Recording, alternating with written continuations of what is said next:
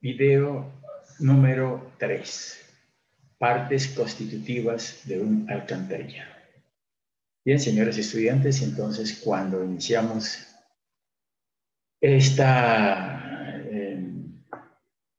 este sistema de alcantarillado, habíamos hablado de que el alcantarillado era un conjunto de tuberías y accesorios capaces de recolectar, transportar y evacuar aguas residuales y aguas lluvias. Pues en base a ese concepto, digamos que todo sistema de alcantarillado está constituido por dos partes principales. La primera, que son los conductos de alcantarillas o tuberías. Generalmente, pues, las tuberías son de sección circular, generalmente, no es totalmente, pero se toman tuberías circulares porque es la que tiene mayor capacidad hidráulica. Pues las circulares son las mejores. Y también decíamos nosotros que tenemos diversas estructuras o elementos complementarios, como son las cámaras, pozos de inspección, cámaras de caída, los sifones, los aliviaderos, las transiciones, los cabezales de desagüe, etc. Toda esa serie de elementos forman parte de un alcantarillado y por eso vamos a empezar a trabajar cada uno de estos.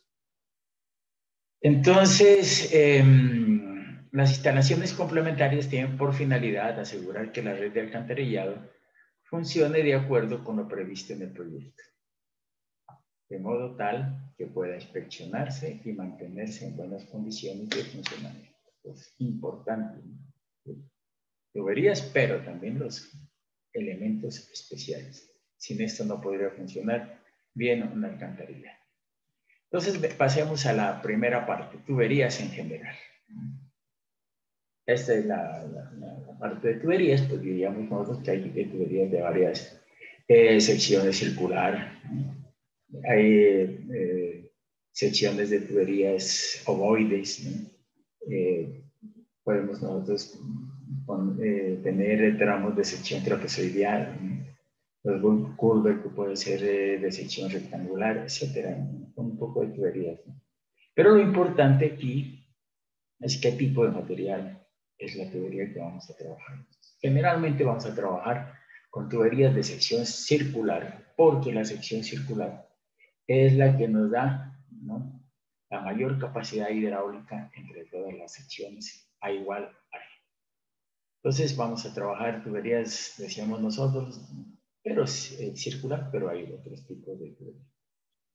Entonces, materiales, vamos a ver cuáles son los materiales. Dice, el diseño de sistema de recolección y evacuación de aguas residuales debe propender por la utilización de los materiales más apropiados, teniendo en cuenta las características de las aguas residuales. Ojo, porque esto es importantísimo, características de las aguas. Si son muy contaminadas o poco contaminadas. Entonces, debemos de tener en cuenta nosotros nuestras características del agua como objeto de ver qué tipo de tuberías. Cargas externas actuales.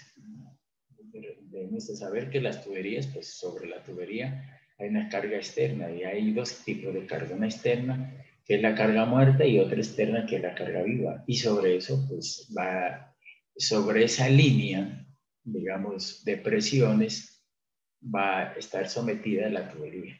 Entonces tenemos que tener en cuenta esas cargas, incluidas la amenaza sísmica.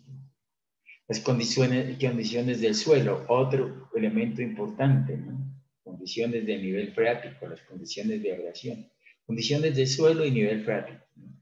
Muchas veces nosotros tenemos suelos muy rocosos, digamos, pero hay otras veces que tenemos suelos fangosos y por ahí tenemos que pasar el alcantarillado.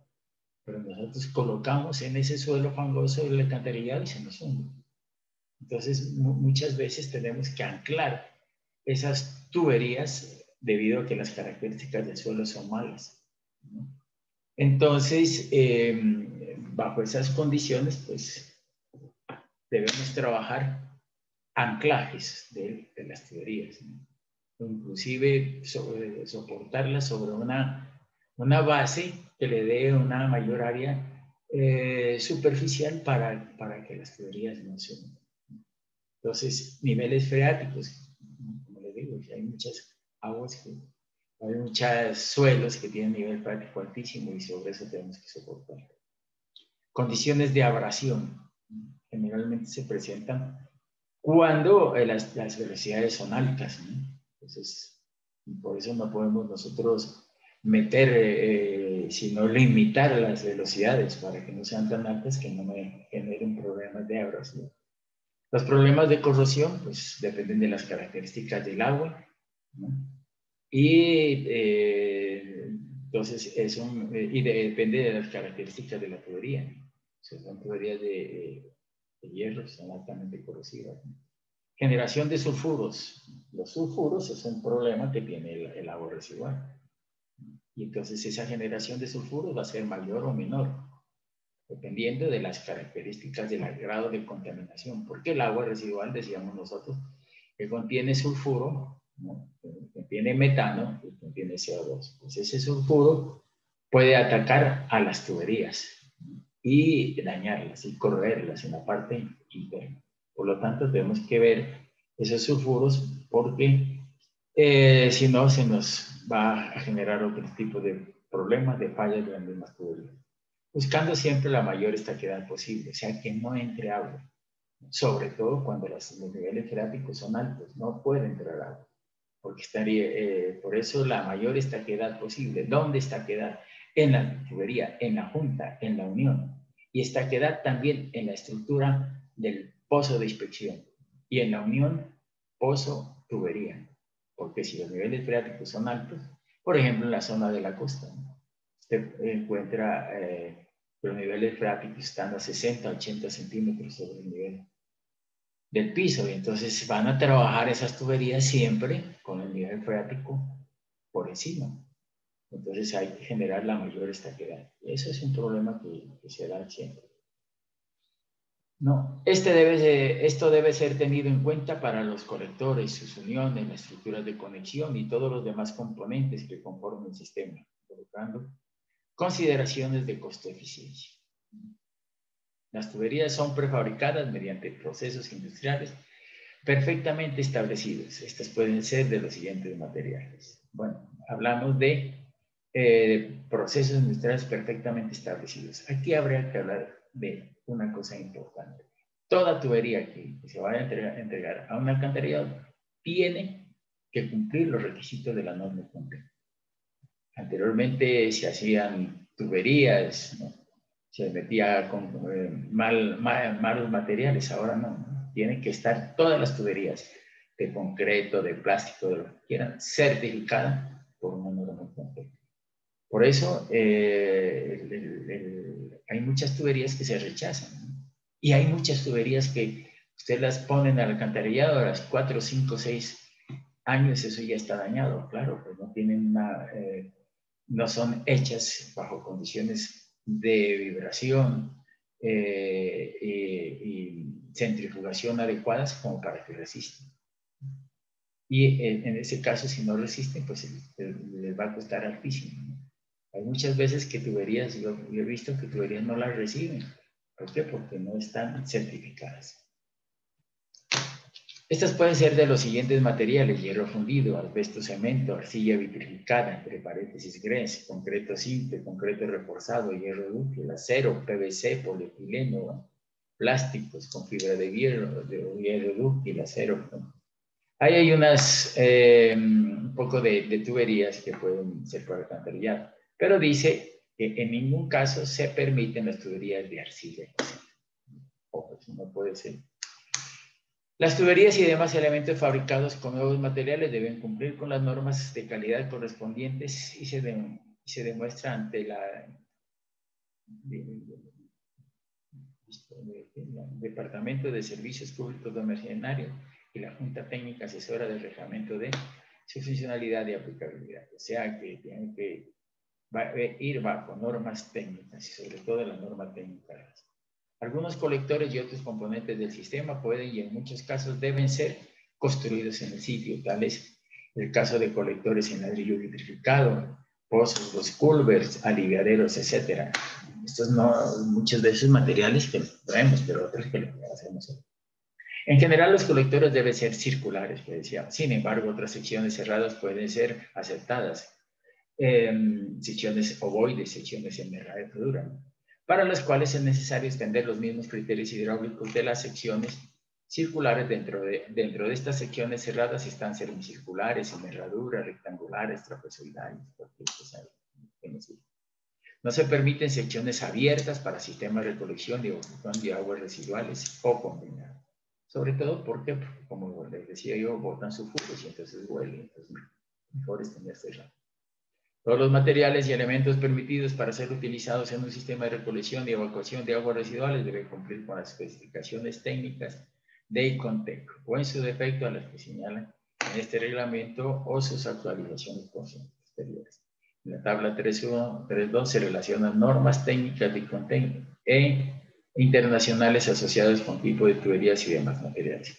Aquí debo de comentar lo siguiente. Ya en el RAS, la resolución 0330, se habla de un RAS específico para las tuberías. O sea que no está aquí, pero creo que ustedes deben de consultar ya ese RAS, no sé si ahora salió, pero estaba en estudio, ¿no?, sobre un RAS para las tuberías de alcantarilla.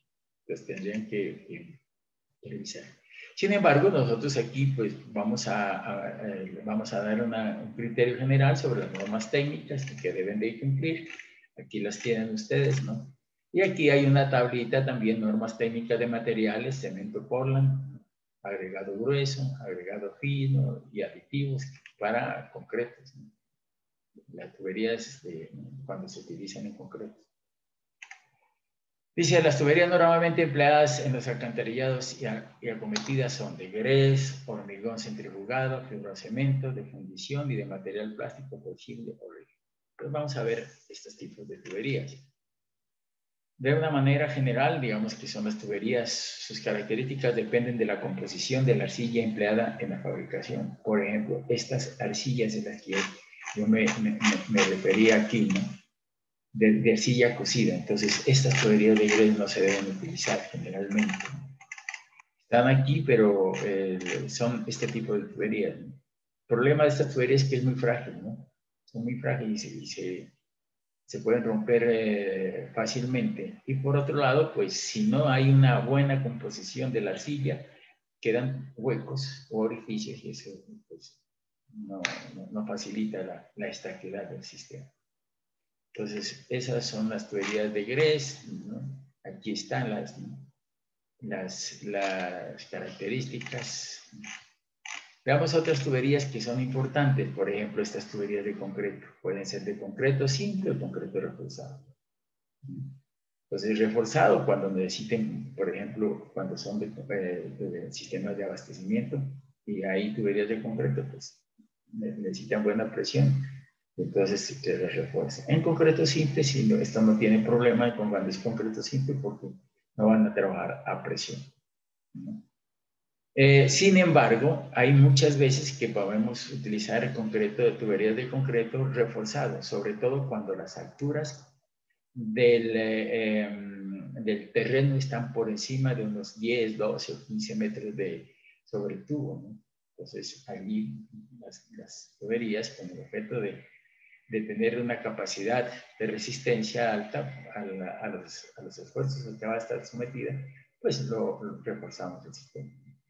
Se fabrican en moldes metálicos o por vibrocompresión, centrifugación y vibración. O sea, que esas tuberías de hechizas, eso ya no pertenece al pasado y tiene que ser con norma y control. Para el saneamiento de aguas residuales solo deberán admitirse tuberías de concreto certificado y preferiblemente vibrocentrifugado. Estas tuberías pueden llevar o no armaduras, ¿no? En el primer caso se aplican muy bien para abastecimientos de agua, ¿no? Entonces, para condiciones normales de funcionamiento de una alcantarilla no necesita armarse, ¿no? Porque las presiones muchas veces, cuando no las son muy profundas, pues podemos concretos simples, ¿no? Pero cuando ya son profundas, reforzadas. Para la fabricación de la tubería se utiliza mezcla cemento Portland, arena, gravilla Ya, sin aditivos con una baja relación arena-cemento. Para eso se dan las normas Incontec.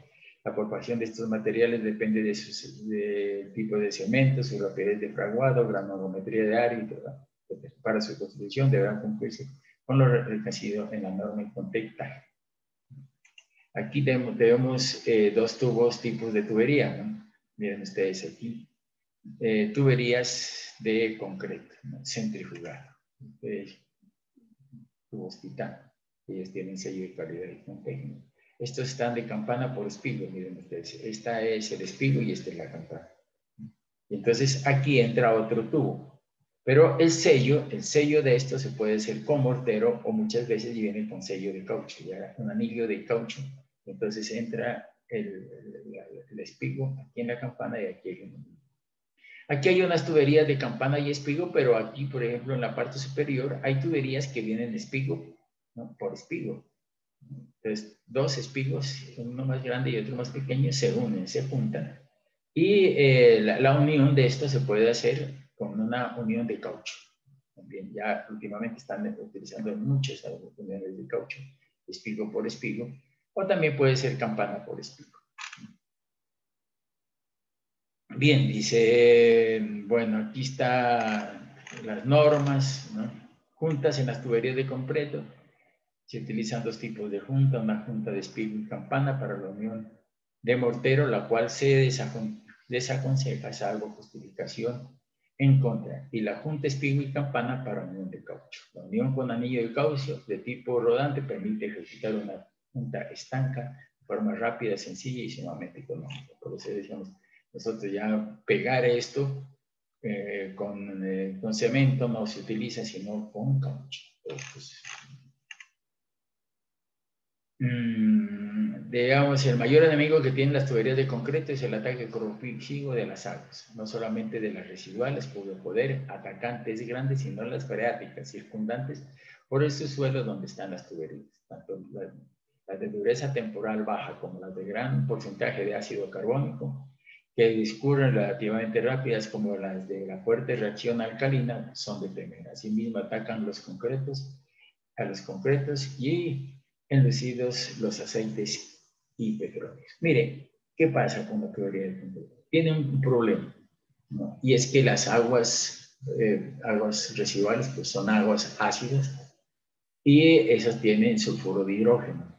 Entonces, ese sulfuro de hidrógeno sale, se evapora, llega a las paredes internas del tubo y con el aire pues se forma lo que es ácido sulfúrico y ese ácido sulfúrico pues reacciona y puede dañar la parte superior de la corona de los tubos y debilitarlos si de pronto fallan estas cosas.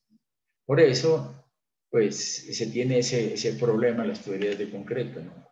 Entonces, una de lo que uno puede hacer para estas tuberías de concreto es determinar el factor Pomerol.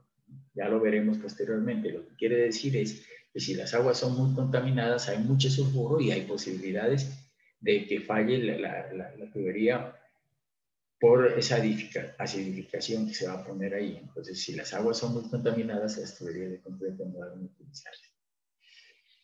Dice, si las aguas están muy cargadas de materias orgánicas susceptibles de descomposición, es casi seguro que el hidrógeno sulfurado, que siempre existe más o menos en las alcantarillas, da lugar a la formación de ácido sulfúrico, agente destructor por excelencia. Las aguas industriales vertidas a elevadas temperaturas son también perjudiciales. La guía técnica de las tuberías Titán especifica las siguientes características. Calidad única uniforme, mayor eficiencia hidráulica, N entre 0.09 y 0.013. No creo este 0.009. Mejor dicho, dicen entre estos dos valores, pero la realidad es que estos generalmente tienen este N.013. De las tuberías de concreto tienen. Aquí, ¿qué es lo que me está diciendo esta? ¿No? Que el N, el coeficiente de rugosidad para la fórmula de Manning, que ustedes ya han trabajado, velocidad 1 sobre N, R a la 2/3, S a la 1/2, caudal es igual a velocidad por área, pues área por velocidad, o sea, velocidad 1 sobre N, o sea que el valor de N tiene importancia esencial en las tuberías. No es lo mismo, por ejemplo, una tubería de 10 pulgadas con un N.009 que un .013. ¿Qué quiere decir? Que esta de 10 pulgadas, .009, es una tubería lisa, completamente lisa. Y esta es con corrugación. Generalmente el tubo Titan tiene un valor de este. Pero ¿cuál es la implicación hidráulica? Resulta que cuando nosotros hablamos de N, caudal es igual al área por 1 sobre N. O sea, menor N, mayor Q.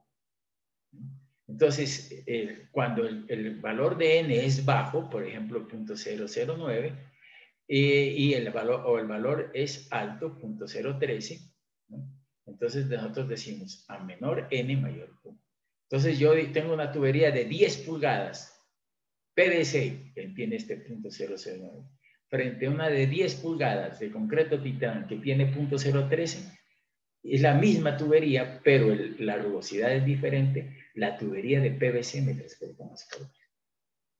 Y eso tienen que ver ustedes, ¿no? Porque eso viene, eso es importante.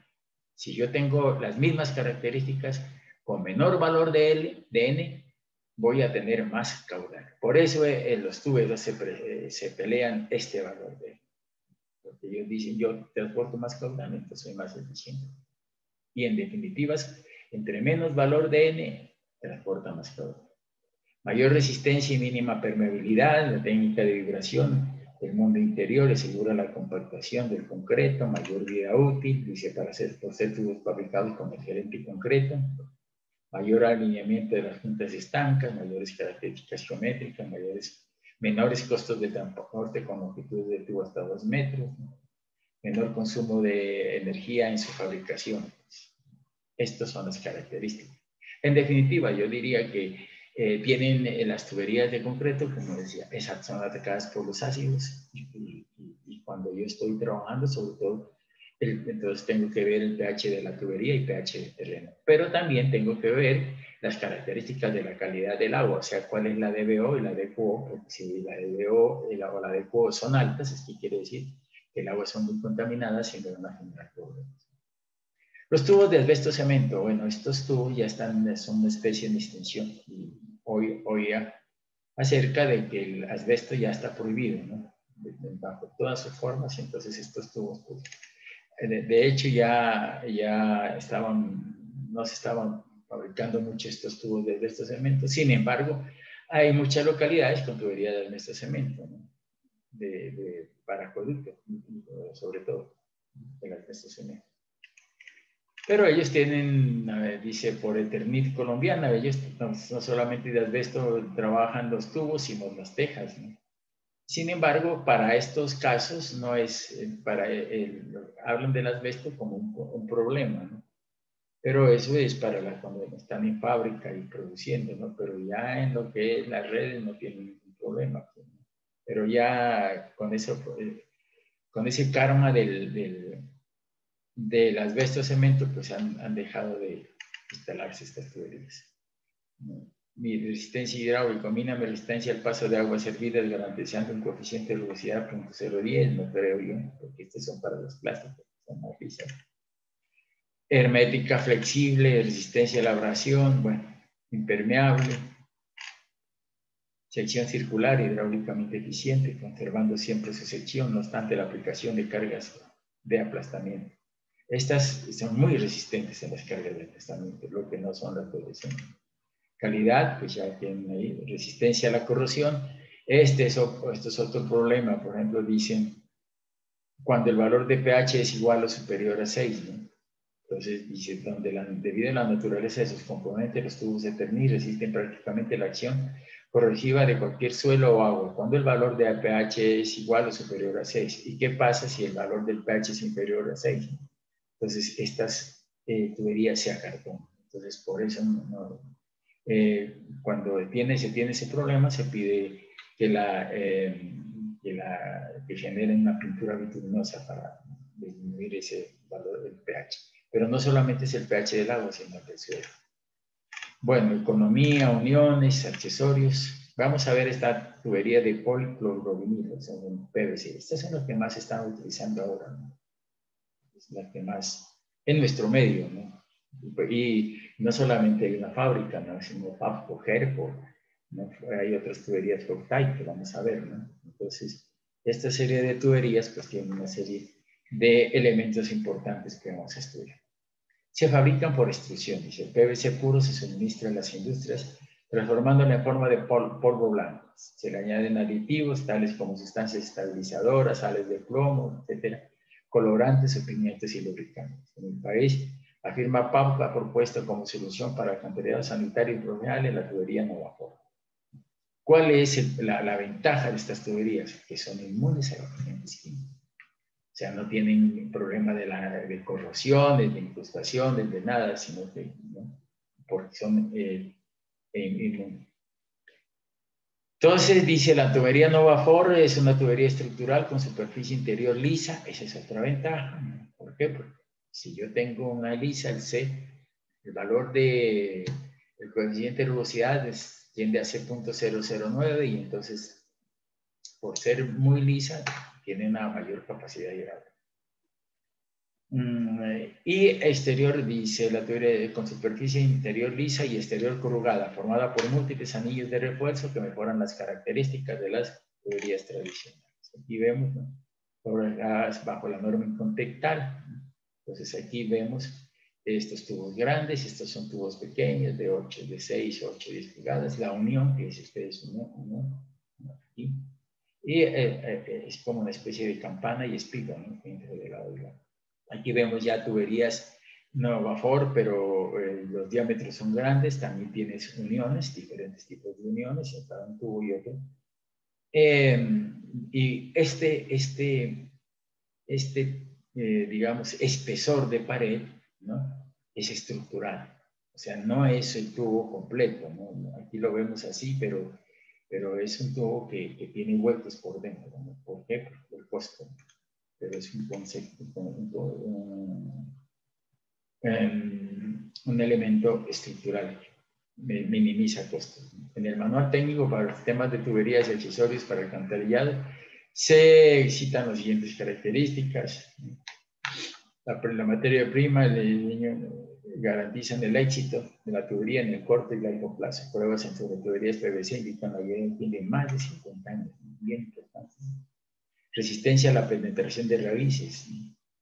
Impide, ¿no? La unión, este tipo de unión aquí, impide la introducción de raíces, que es un problema que se presenta en las tuberías.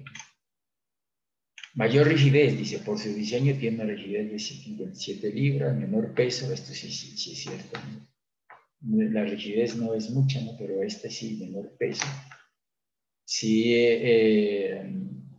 es importante, ¿no? Porque para mover un tubo de concreto, pues necesito un equipo de una replicadora especial. En cambio, estos no. Y son tubos largos y no tienen mucho peso. Superficie interior lisa, dije 0.009, aunque la norma ya me dice que cuando sea PVC, ponga 0.010. Resistencia a la abrasión, limpieza y mantenimiento, dice, es una tubería en la que puede usar tanto los sistemas convencionales como las modernas tecnologías de limpieza sin perjuicio de integridad de la misma. Facilidad de instalación, muy fácil. La unión, también son uniones que son muy fáciles de instalar en estos sistemas. Semirrígida y tienen una serie de accesorios, ¿no? Uniones, codos de 45, codos de 90 y sillas J reducidas. Entonces tienen una serie de accesorios que van a mejorar las características de la tubería. Otra alternativa de solución propuesta por PAPCO para alcantarillados sanitarios y pluviales es la tecnología Novalog de PAPCO. Es una tubería de pared estructural, por ejemplo, aquí, ustedes generalmente uno la ve, pero es una tecnología estructural. Dice, lisa construida a partir de un perfil extruido, que es acoplado hidráulicamente mediante un sistema de enganche mecánico, fabricado bajo la norma TAG. Entonces, tenemos eso. Generalmente, pues lo que están utilizando ahora son tuberías plásticas, ¿no? Lo vemos aquí en el alcantarillado que están colocando, tuberías plásticas. Y he puesto esta flow tight, que es otra tubería que están utilizando en nuestro medio y que son tuberías plásticas, ¿no? Pero de diámetros grandes, ¿no? Se han utilizado esto en nuestros medios, pero la puse aquí. Es una tubería de poliéster reforzado con fibra de vidrio fabricada con un mandril de avance continuo que garantiza una producción uniforme. Son resistentes a la corrosión, son de material ideal para sostener el suministro de agua. Su comprobada resistencia a los medios ácidos encontrados en alcantarillas sanitarias hace que el material sea excelente para aplicación de sistemas de agua. Tiene bajo peso, y aquí vienen las características. Bien, entonces, ¿qué es ustedes? Hemos visto una serie de tuberías, ¿no? De concreto, de grés, de concreto, tuberías de plástico, tuberías PVC, tuberías flow tight, ¿no? Flow tight. Hay que ver en los catálogos, ¿no? Porque una cosa es el diámetro nominal y otra cosa es el diámetro interno.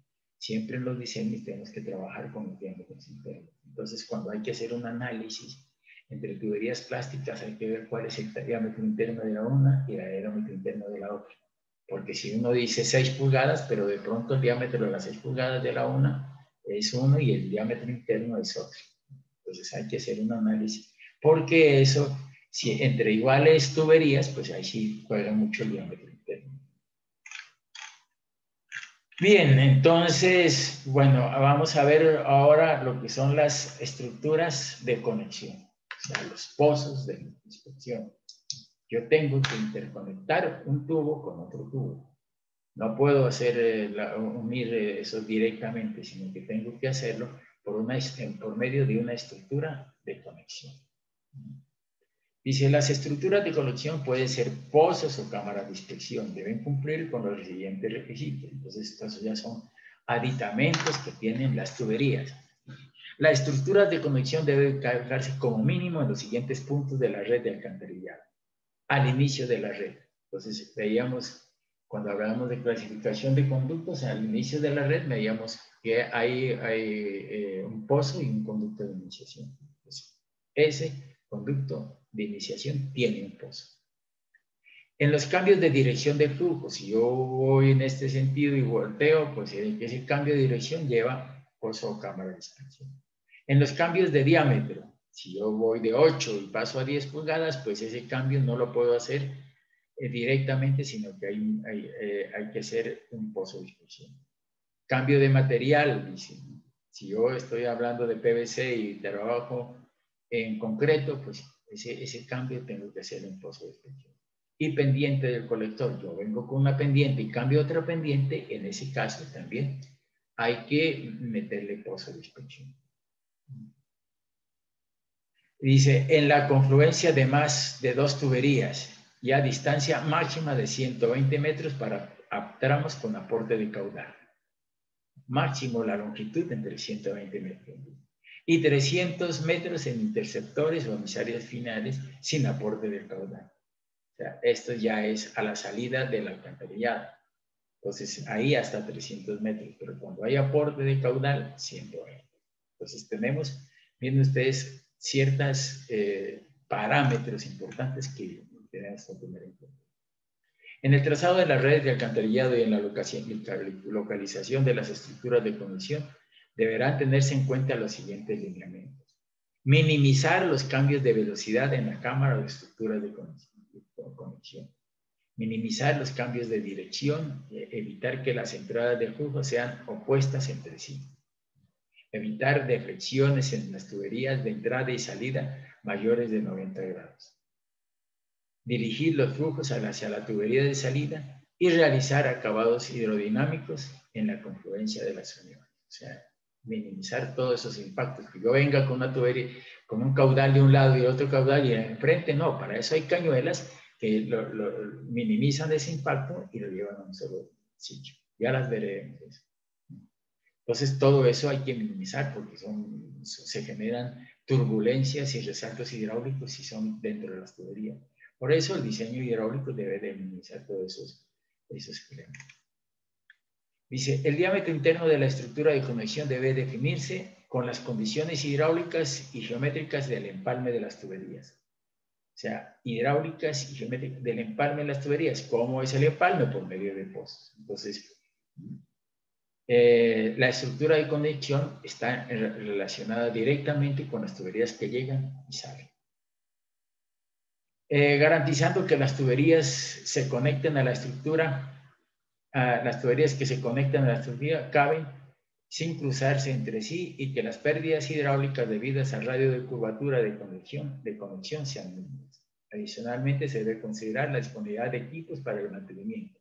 Las estructuras de conexión para la inspección, limpieza, ingreso de personal de mantenimiento deben diseñarse con los diámetros mínimos estipulados en la tabla 3. O sea, nosotros tenemos que diseñar, ¿no?, cuáles son las estructuras, los diámetros de las tuberías de entrada y de salida, y en función de esos diámetros yo voy a hacer el diámetro del pozo de inspección. Y en base a eso voy a hacer a determinar todas las pérdidas de carga o energías en ese elemento de estructura de conexión. Vamos a ver qué nos dice. Diámetro interno mínimo de las estructuras de conexión, o sea, el pozo de inspección. Dice diámetro interno de la estructura, o sea, el pozo. Miren ustedes que el diámetro mínimo es 1,20, 1,50 y 1,80. ¿De qué dependerá esto? De lo que está llegando y esté saliendo. Mayor diámetro de las tuberías conectadas, entonces de 200 a 500. O sea, estoy hablando de 20 centímetros a 50 centímetros. Entonces, si están las tuberías hasta de 50 centímetros, pues el diámetro es 1,20. Y si hay de 500 a 700, o de 50 centímetros a 75, los que llegan y los que salen, pues el diámetro es 1,50. Mayor de 75, pues es 1,80. Hay casos, casos de zonas de transición, que podemos nosotros ampliar este régimen. Las estructuras de conexión en las cuales la limpieza y mantenimiento se realice con equipo especializado y se prevé ingreso excepcional de personal, debe tener un diámetro mínimo de 0,80 metros. Entonces, estas generalmente son sistemas no convencionales, en el diámetro, quiere decir que nosotros tenemos 1,20, 1,50 y 1,80, pero pueden ser menores, sí, pero es cuando yo tengo un equipo especializado. Y como son los sistemas no convencionales, como lo vamos a ver. En caso de que no esté previsto el ingreso de personal, estas estructuras podrán tener un diámetro menor de 0,80 metros. En todo caso, se deben revisar las condiciones hidráulicas y geométricas del empalme de las tuberías. Para tuberías de diámetros mayores de 900 milímetros y profundidades mayores a 7 metros, medidos desde la cota de la rasante hasta la cota de la batea de la tubería más baja, se debe realizar un diseño hidráulico y estructural de acuerdo con las condiciones particulares de la conexión. El diámetro mínimo de acceso es 0,60 metros, se debe contar con tapa, se deberá proveer escalera de acceso anticorrosiva, la cual podrá ser permanente o móvil. Entonces, miren ustedes qué es lo que me está diciendo ahí. Cuando la tubería, la altura es más de 7 metros, toca hacer un diseño estructural. Inclusive tiene que ser el diseño de suelos para ver cómo está la estructura. Análisis de suelo, capacidad portante y diseño estructural. Me ha tocado hacer varios de estos porque hay veces que las profundidades son altas y toca hacer, ¿no?, para ese pozo de inspección, hacer un análisis de suelo, ¿no?, aunque cuesta, pero toca hacerlo. Para tramos iniciales se podrá prever bocas de inspección y limpieza con diámetros mínimos de 8 pulgadas. Entonces puedo yo utilizar bocas de inspección. Esto es básicamente para sistemas no convencionales. Para instalar una tubería se debe adoptar un sistema que absorba los movimientos diferenciales entre las tuberías y la estructura y los esfuerzos que se generen por esta causa.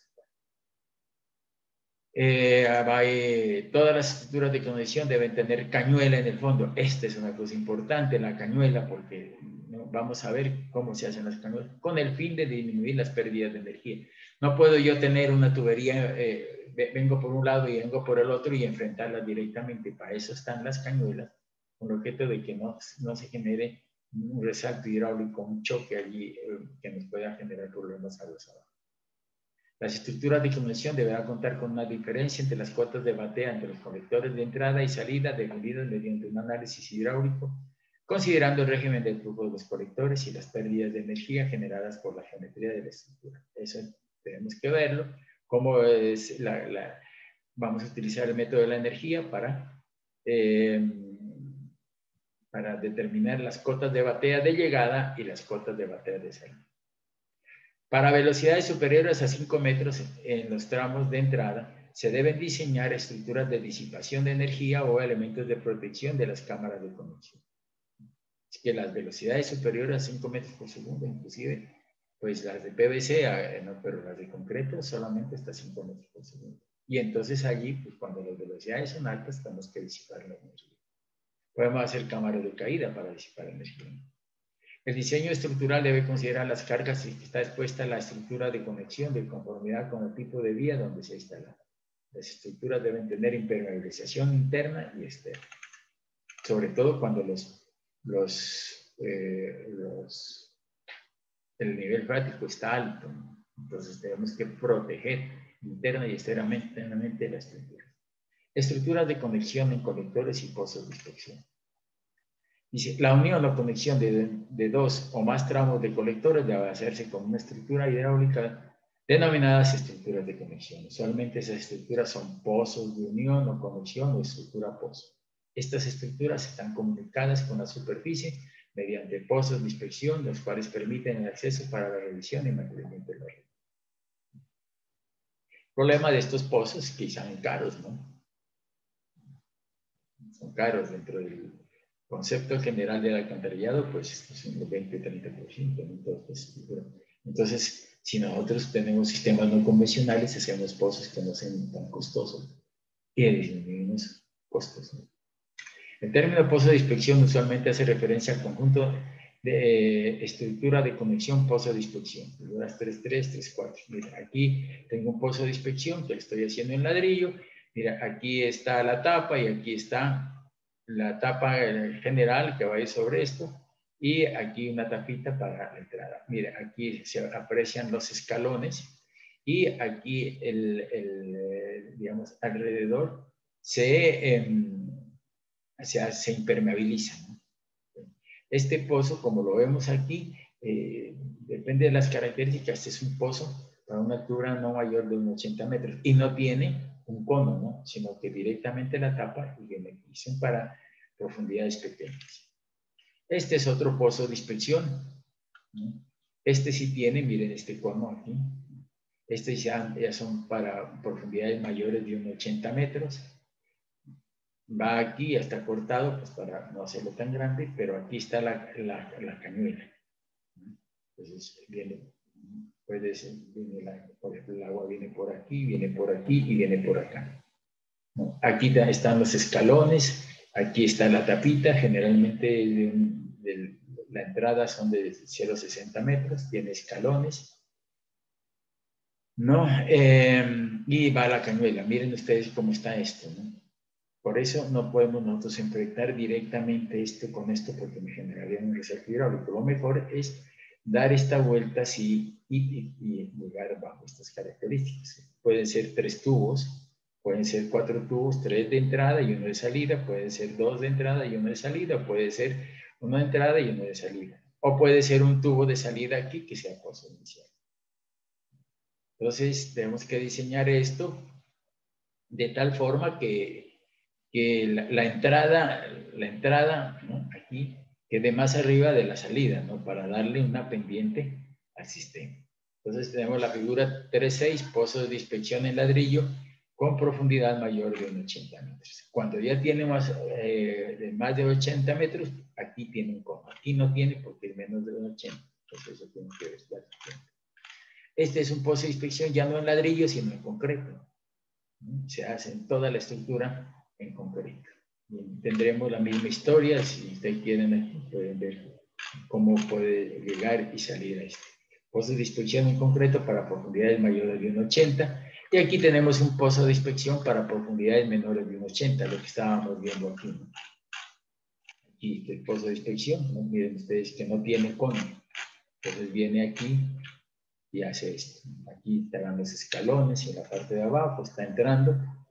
Aquí la entrada tiene que ser un poquito más arriba que la salida para darle pendiente a este sistema. Aquí hay un pozo de inspección en ladrillo, ¿no? Doble, ¿no? Sobre todo cuando las profundidades son altas, los escalones y las entradas y las salidas. Pues en ladrillo o en bloques prefabricados en concreto pueden ser estos, ¿no? Vamos a ver que no solamente son en ladrillo y en concreto, sino material plástico, ¿no? Son alternativas nuevas que se están presentando.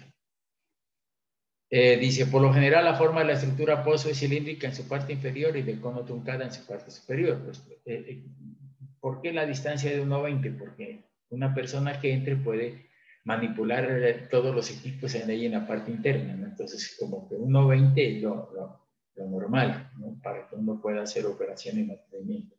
Por eso, cuando hacíamos una cajilla por allá en acueducto, le poníamos 1,20, ¿no? Porque uno podía bajar y hacer limpieza del sistema. Sus dimensiones deben ser suficientemente amplias para que el personal de operación y mantenimiento pueda ingresar y maniobrar en el interior. Hay que hacer labores de operación, de mantenimiento y limpieza, ¿no?, de estos tubos. Entonces, podemos meter nosotros todo lo que podamos hacer. Por esto debe ser provista una escalera de acceso con pasos de hierro y los elementos mínimos de seguridad industrial para los operarios. La cañuela o piso de la estructura es una plataforma en la cual se hacen canales que prolongan los conductos y encausan los flujos. Aquí vemos un tubo. Aquí voy a explicar algo que es importante, ¿no? Cuando yo tengo un tubo de alcantarillado, tiene dos cotas. Esta, que es la superior, que es la cota clave del tubo, y esta subinferior, que es la cota batea del tubo. Entonces yo, por ejemplo, digo aquí, si todo está entrando, como en este caso, por ejemplo, veamos en este caso, aquí, digo, aquí tengo una cota clave y una cota batea. Cota clave. Aquí también tengo una cota clave y otra batea. Aquí también una cota clave y aquí a la salida también voy a tener cotas claves y cotas bateas. Porque generalmente esta pues tiene que estar más abajo de las que llegan. Pero miren que las que llegan no están enfrentadas y así debe de disponerse en el plano. Anotando así, porque si usted no hace esto, el maestro de obra creerá que esto es horizontal y entonces enfrenta la una con la otra y con la otra y aquí forma un problema para la salida. Por eso hay que ser muy específicos en los planos. Muchas veces el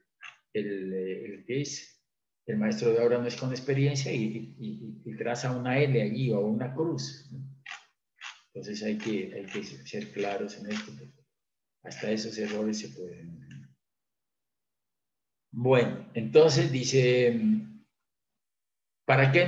Para limpieza, operación, mantenimiento y limpieza. Miren ustedes aquí diferentes tipos de entrada y salida. Miren, aquí, por ejemplo, ¿no? Este es un tramo inicial. Aquí está llegando por aquí y saliendo por acá.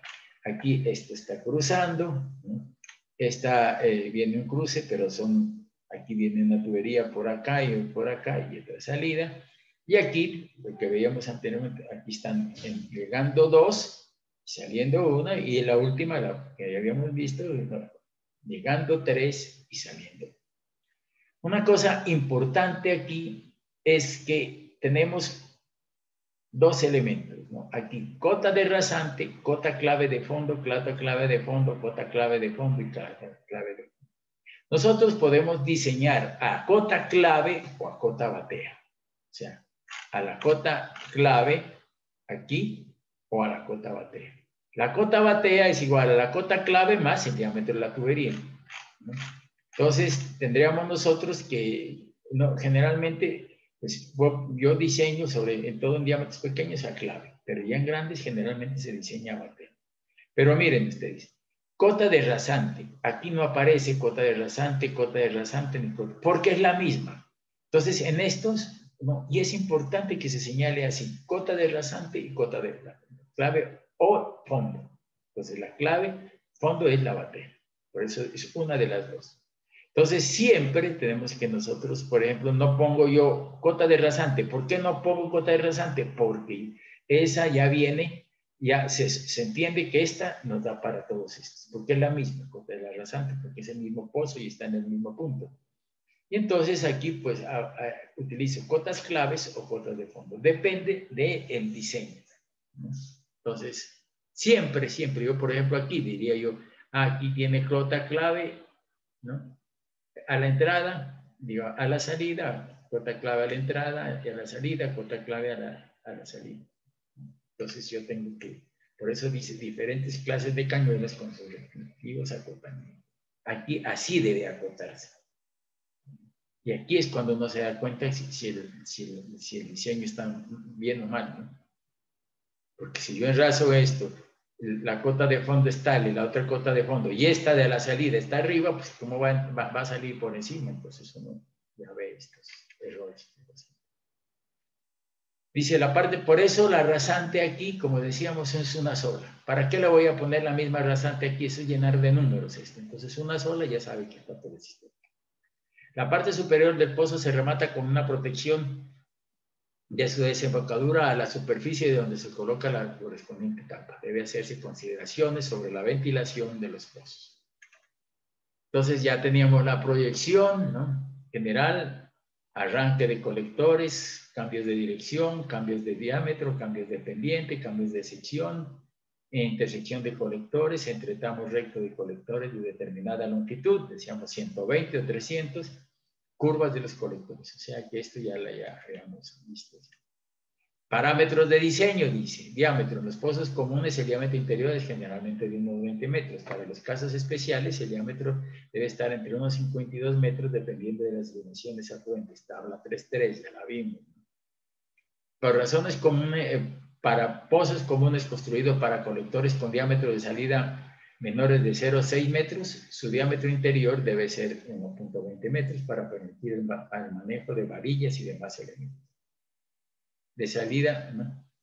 Dependiendo del diámetro, pues va el pozo. Por pozos especiales construidos para colectores de 1,2 metros de diámetro de salida, su diámetro inferior va a ser 1,50. Y de igual manera, para colectores de 1,20 o más de diámetro de salida, el diámetro interior debe ser de 2 metros. O sea, si tenemos un diámetro, el diámetro de salida tiene que ser mayor que los diámetros de entrada. Entonces tenemos allí, cuando el pozo está específicamente relacionado con el diámetro de salida. Entonces, dependiendo del diámetro de salida, es el diámetro del pozo. Allá había una tabla que vimos nosotros, pero esta se aplica acá. Entonces dice aquí diámetro del colector de salida, pues de tanto y de tanto. La profundidad, dice, la profundidad mínima de los pozos de inspección debe ser de 1,20 metros sobre la cota clave del colector afluente más superficial. O sea, mínimo de 1,20 metros, si yo tengo mi rasante aquí, 1,20 metros sobre la cota clave del tubo. O sea, la profundidad total va a ser la altura de la rasante sobre la cota clave más la altura, el diámetro del tubo. Entonces, esa sería la profundidad. Pero la mínima es de 1,20 metros sobre la clave. Sobre la clave. Por eso verán ustedes cuando hagamos los diseños, profundidad mínima, cuando tengo tramos así, se coge 1,20 metros porque esa es la mínima. No puedo meter en metro. Sobre la cota clave del tubo. Diámetro de acceso, el diámetro del orificio de entrada es generalmente 0,6 metros, decíamos, ¿no? Sin embargo, si la altura del pozo es menor que 80 metros, el cuerpo cilíndrico puede ser extendido hasta la superficie, donde debe disponerse de una losa o acceso. Eso ya lo habíamos visto allá arriba, ¿no? Que ahí menos de 80 metros cilíndrico, más de 80 cilíndrico hasta cierta parte y después cóncavo. Métodos de cálculo. Si el diseño hidráulico de la estructura de conexión depende del régimen de flujo de los colectores. Aquí tenemos que hablar, ¿no?, de flujo, ¿no?, supercrítico, crítico y subcrítico. Afluentes y del colector de salida principal. O sea, el tubo de salida principal es básico. Entonces yo veo qué tipo de flujo y el diámetro del tubo de salida. Y se basa fundamentalmente en la determinación de las pérdidas de cabeza hidráulica producidas por los miembros. En el capítulo 4 se presentan los criterios básicos para el diseño hidráulico. Bueno, otras estructuras de conexión. Vamos a ver cuáles son las... vamos a ver esto que es importante porque Dice, debido a que los costos de la estructura pozo tienen una incidencia importante en el sistema de recolección y evacuación de aguas, se ha desarrollado simplificaciones que están condicionadas a la disponibilidad de los equipos y mantenimiento y limpieza. O sea que hay, ¿cuándo son las estructuras de conexión? Cuando yo tengo sistemas no convencionales.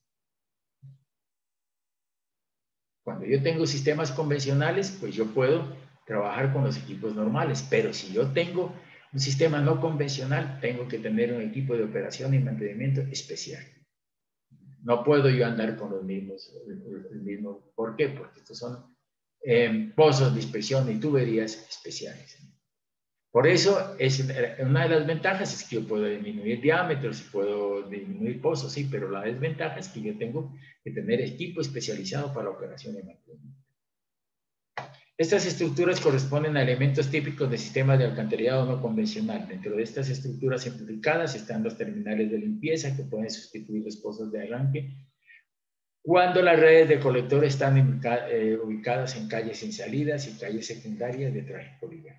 Los tubos de inspección y limpieza pueden ser utilizados en tramos intermedios de la red, mientras las cajas de paso sin expansión pueden ser usadas en cambios de dirección, pendiente y diámetro cuando la pendiente de los colectores sea mayor del 1% y la profundidad no sea mayor de unos 50 metros. Estas estructuras pueden ser consideradas en poblaciones pequeñas y medianas. En las figuras tales podemos visualizar tales cambios. Miren ustedes, estos son pozos en concreto, ¿no? Aquí ya no voy a poder entrar, ¿no? Porque son diámetros de 80 centímetros. Pero puedo hacerlo en material plástico en concreto, ¿no? O puedo en material prefabricado. Miren ustedes ¿no? Son 0,90 centímetros. Aquí no cabe una persona, pero lo he hecho allí, ¿no? Y aquí viene volteado, ¿no? Pero esta profundidad no puede ser muy alta, ¿no? Miren ustedes este sistema. El agua entra por aquí y sale por acá. Miren ustedes esta T aquí. Y aquí no tengo pozo de inspección, sino que tengo aquí, dice, tubo de inspección tipo intermedio. Entonces yo tengo una tapa. Entonces, yo abro esta tapa y tengo que tener mi equipo de limpieza especializado para poder yo ir y hacer limpieza de este sistema. Por eso, estos, por ejemplo, ahí tengo que tener, porque yo no puedo ingresar aquí y hacer limpieza. No puedo, no, entonces tengo que tener, necesito un equipo especializado para hacer limpieza de esto. Aquí esto me ahorra el pozo, pero aquí, digamos, este diámetro no me permite, ¿no? Sino el paso del equipo de limpieza que lo pueda determinar. Miren ustedes este terminal de inspección, ¿no? Yo empiezo aquí y tengo una tapa. En vez de pozo de inspección, terminal de inspección. Saco esa tapa y yo puedo meter mi equipo de limpieza por aquí. Miren ustedes este box enterrado para curva. Aquí tengo una cajilla y el nivel del terreno va por acá y aquí está la cajilla. Pero hice un box pequeño, una caja pequeña, y entonces aquí le coloqué la curvatura. Y no hago pozo, sino esta cajilla, box, para cambio de dirección. Aquí también tengo para cambio de pendiente, ¿no? Una cajilla, y encima de esta cajilla está el terreno, pero no tengo yo cómo ver desde la parte superior porque esto está tapado por la cajilla y puedo hacer esto, ¿no? Esto, cambio de dirección, cambio de pendiente, cambio de diámetro, también lo puedo hacer, ¿no? Entonces, aquí me estoy, por ejemplo, esto. Si yo hago esto, cambio de diámetro, no hago un pozo, sino esto. Entonces, es mucho más barato, pero tengo que tener mi equipo de limpieza adecuado a este sistema. Entonces, vamos a ver estas...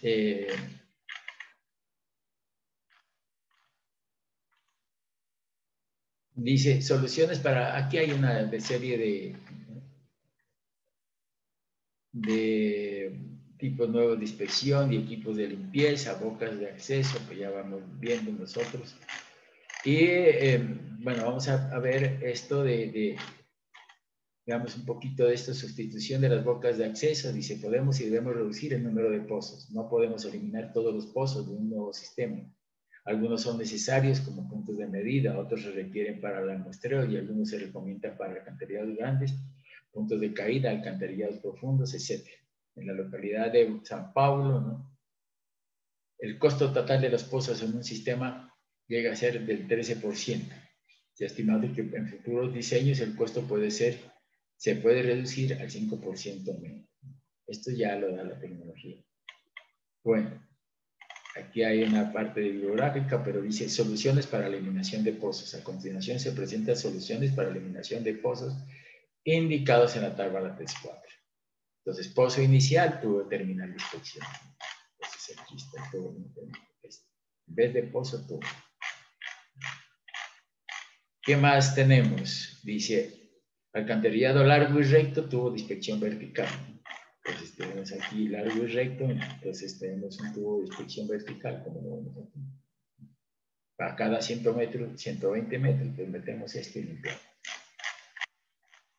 ¿Qué otra cosa tenemos en este caso? Curva de 90, dos curvas separadas de 45, que podemos hacer esto, ¿no? Dos curvas separadas, esto. O meterle una cajilla aquí y el pozo. Es decir, un box culver aquí y hago esto, ¿no? Entonces yo puedo llegar aquí y hacer esto, pero puedo también hacer ese tipo de cambio de diámetro, de concreto bajo tierra. Entonces, voz de concreto bajo tierra, tenemos aquí, miren. Cambio de diámetro, voz de concreto bajo tierra. ¿Qué más tenemos aquí? Cambio de pendiente también. Entonces, si yo cambio de pendiente, aquí estoy dando una pendiente a otra, pues, en vez de pozos, entonces estoy haciendo voz. Pero puedo, digamos, disminuir mucho los costos del sistema. Bueno, inspección, sustitución de las bocas de acceso. Ya hemos hablado de esto, ¿no? Aquí miren otro tipo de pozos de inspección, no podemos meterlo en tuberías. Pero lo importante de esto es tener el equipo para operación y mantenimiento. Aquí he puesto otro tipo de pozos de inspección, ¿no? Son nuevos tipos de pozos de inspección. Miren, esto es empapo, ¿no? Estos son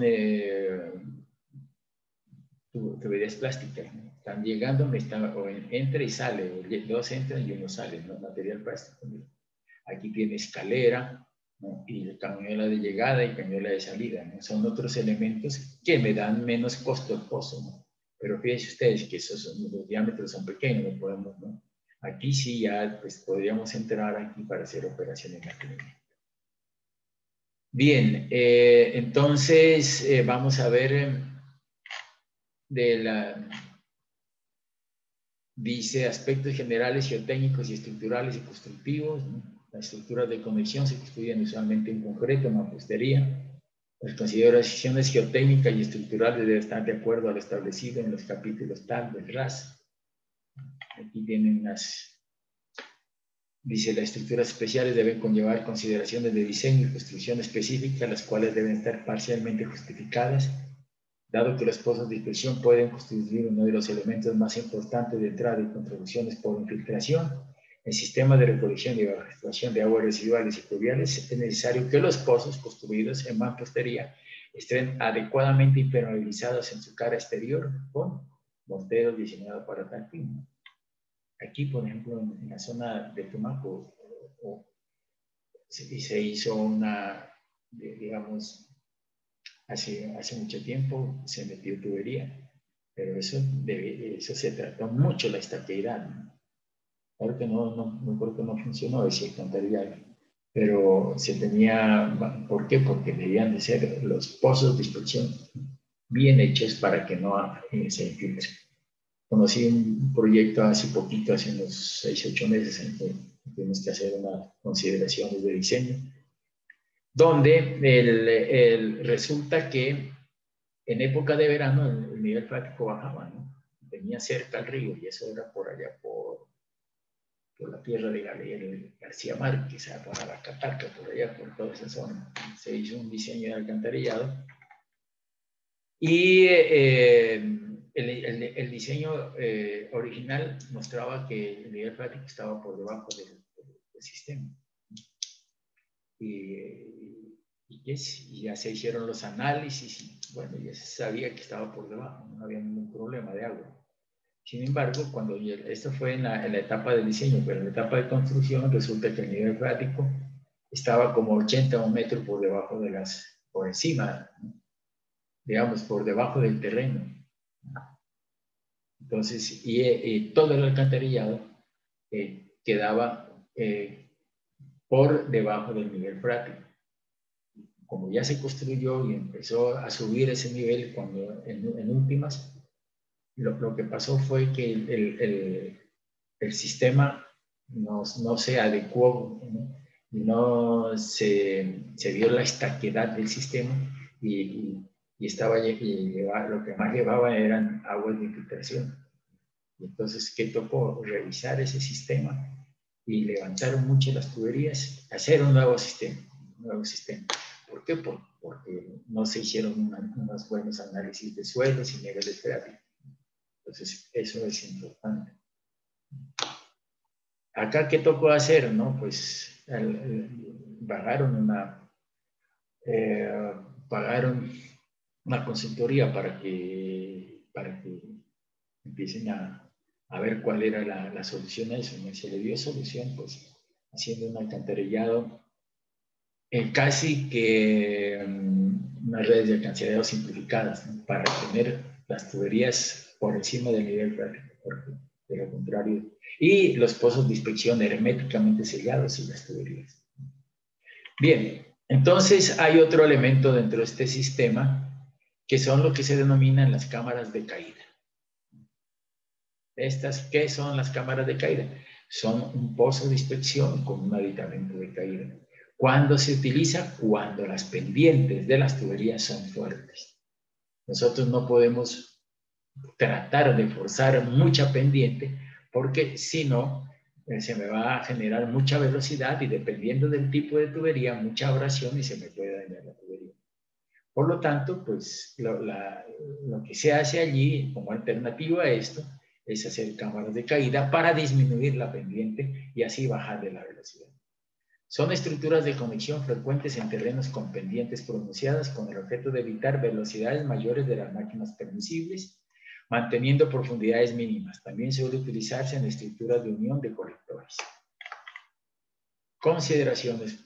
Todos los colectores que lleguen a una estructura de conexión con una diferencia mayor de 0,75 metros entre las cotas bateas de las tuberías entrantes y salientes, o sea, si yo veo aquí batea entrante y saliente, esta diferencia de aquí de bateas, o sea, de bajo y bajo, entrante y saliente, tiene que tener cámara de caída, ¿no?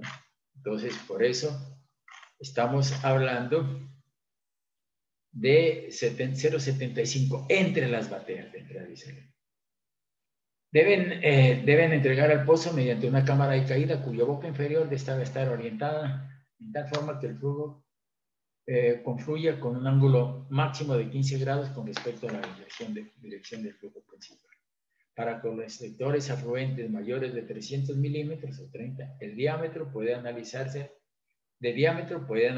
la alternativa de no construir la cámara de caída, pero proveer de un colchón de agua en la parte inferior del pozo que amortigue la caída. O sea, yo puedo hacer que, si es tanto, pues que caiga, pero en colchón de agua. Parámetro de diseño. Dice, fíjense ustedes que yo estoy utilizando la fuerte RAS porque el RAS 2000 ya no funciona. Entonces dice, debe cumplir con los siguientes requisitos. Bueno, vamos a ver aquí qué es lo que pasa.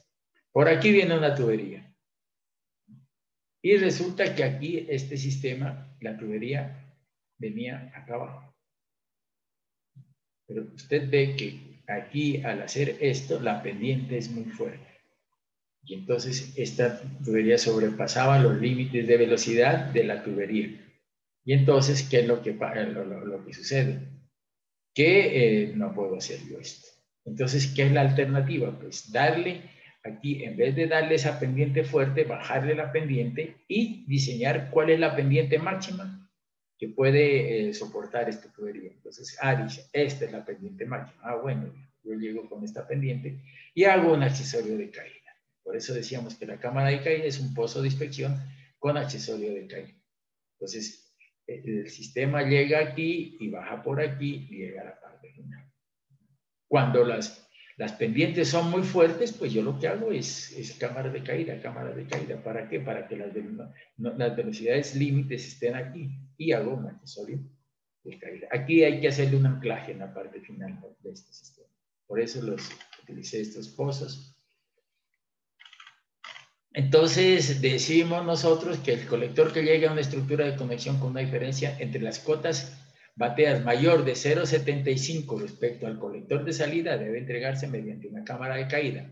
Para niveles mayores a 7 metros se deben diseñarse estructuras de disipación de energía. Miren, 0,75. Entonces yo, por ejemplo, aquí, que yo tengo de aquí a aquí, si yo tengo desde este punto de aquí hasta la batea, entre bateas, mayores de 0,75 metros, entonces hay que hacer una cámara de caída. No puedo hacerlo derecho. ¿Sí? Cuando esta diferencia entre esta y esta son mayores de 0,75, hago una cámara de caída y no meto este tubo. Entonces, eso es, esta diferencia me marca si hay o no hay cámara de caída. Bueno, el diámetro interno de la tubería de la cámara de caída debe ser indicado en la tabla 20. Si la tubería de entrada tiene un diámetro interno real mayor que 900 milímetros, debe diseñarse una transición entre el colector y la estructura de conexión que garantice la reducción de energía, mayores a 900 milímetros. Entonces, diría yo a 90 centímetros, una tubería de 36 pulgadas, no sé, 36 o 40 pulgadas, entonces ya no hay que hacer esta cámara de caída, sino de pronto una transición aquí, ¿no? Como es esta que vemos aquí. Llegamos por aquí, hacemos una transición y sale por este caso. Ya no utilizo, porque los caudales son grandes, entonces una transición. ¿Qué más dice? Diámetro de la cámara de caída en función del diámetro de la tubería de entrada. Diámetro interno de la tubería menor de 30 milímetros. Diámetro interno de la tubería de la cámara de caída 170. O sea, en este caso, pues serían 8 pulgadas, ¿no? De 30 a 450, 280 milímetros y mayor de 450 a 900, 360 milímetros. Más de 900, pues ahí hay una transición. Esta transición de aquí. ¿Qué más tenemos aquí? El colector de entrada debe unirse con el fondo de la cámara mediante un tubo bajante que está colocado fuera de la misma. La tubería se prolongará con su pendiente original hacia la parte interior de la cámara con el objeto de facilitar la inspección y limpieza del conducto. O sea, miren, viene aquí y el tubo va hasta acá afuera. Esta distancia desde la batea del tubo hasta la batea de llegada tiene que ser mayor de 0,75 o hasta 0,75. Entonces, eso tienen que tener en cuenta.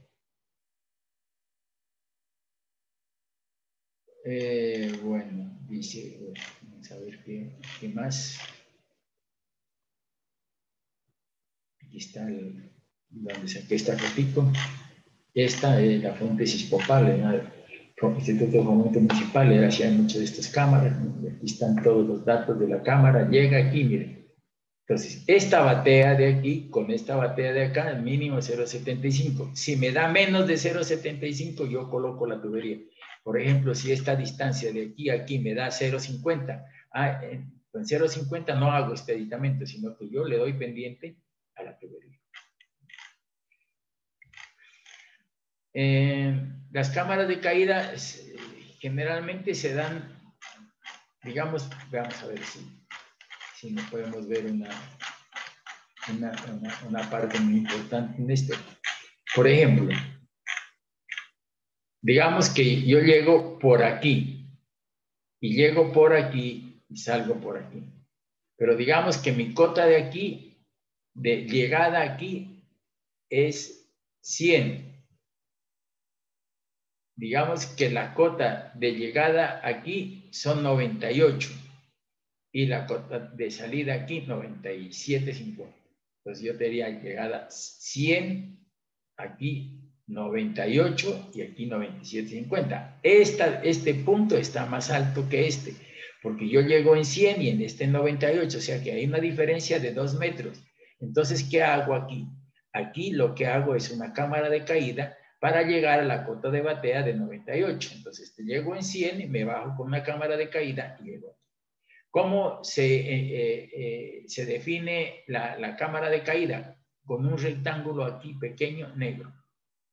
Si yo coloco un rectángulo aquí negro en toda esta parte, quiere decir que hay una cámara de caída.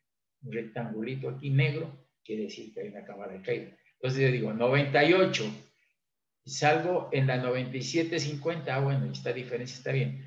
Pero aquí yo llegué en la 100, entonces yo aquí coloco mi rectángulo y bajo 2 metros. La tubería llega aquí, pero se baja, o sea, en el fondo yo llego a la misma cota de aquí, 98, 98 y sale. Entonces, para que sepan que la cámara de caída hay que utilizarla de esa manera. Y muchas veces que me tengo que utilizar esa cámara de caída. Y entonces pongo ese rectángulo pequeño, negro, y eso quiere decir que tengo mi cámara de caída aquí. Entonces tengo un rectángulo, pero aquí sí ya tengo que hacer esto. Hay unas cámaras de caída, por ejemplo, cuando los terrenos es muy fuerte, entonces hago mire, yo lo que hago es una escalera, digamos, ¿no? Aquí, para que llegue el agua aquí y hacer esta transición es como una especie de escalones y llego a esta parte de aquí. Lo que hago yo es aquí, con la huella y contrahuella, pues disipar la energía para que me llegue a este punto. Muchas veces los terrenos son muy pendientes ya cuando se entrega, entonces hago un canal, ¿no? Un canal en concreto, pero como una escalera aquí para disipar energía. Estas son las cámaras de caída, como decíamos nosotros, cuando ya son mayores de 90 milímetros, hago una transición de este tipo. Bien, entonces vamos a dejar allí y en la próxima clase veremos otros dispositivos y accesorios. De todas formas, muchas gracias, muy agradecido y como siempre, energías positivas.